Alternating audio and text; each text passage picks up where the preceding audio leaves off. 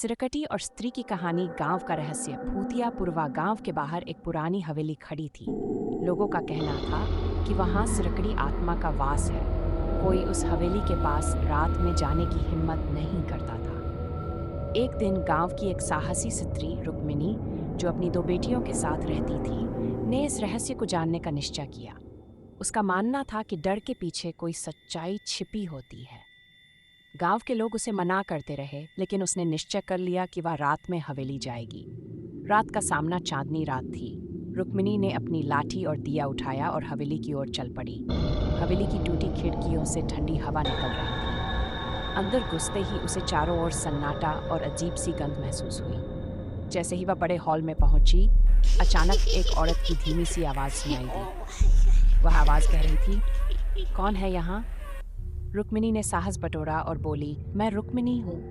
मैं ये जानने आई हूँ कि यहाँ कौन रहता है। सच का खुलासा तभी एक सिरकटी आकृति उसकी ओर बढ़ी। रुक्मिणी का दिल जोर से धड़कने लगा, लेकिन उसने खुद को स्थिर रखा। सिरकटी आत्मा ने कहा, डरो मत, मैं कोई बुरी आत्मा नहीं हूँ। मैं इस हवेली की मालकिन थी। मेरी सगी बहनों ने मुझे संपत्ति के लिए मार डाला। मेरी आत्मा तब से न्याय की तलाश में है। रुक्मिणी ने पूछा, मैं तुम्हारी कैसे मदद कर सकती हूँ? आत्मा ने कहा, गांव के लोग मेरे बारे में सच जाने और मेरे हत्यारों को सजा मिले। गांव की मदद। अगले दिन रुक्मिणी ने गांव की पंचायत बुलाई। उसने आत्मा की कहानी सुनाई। पहले लोग हंसे और उसकी बात को झूठ कहा, लेकिन जब कुछ औरतों ने भी हवेली में अजीब घटनाओं का जिक्र किया, तो पंचायत ने उस हवेली की जांच करवाई। जांच में पुराने दस्तावेज और आत्मा की बहनों के खिलाफ सबूत मिले।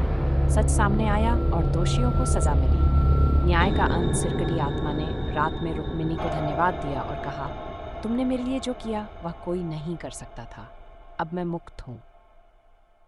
इसके बाद हवेली में फिर कभी किसी को आत्मा नहीं दिखी। संदेश यह कहानी बताती है कि साहस और सच्चाई से बड़ा कोई हथियार नहीं। अगर रुक्मिणी ने डर को जीतने की हिम्मत न दिखाई होती, तो शायद न्याय कभी न होता।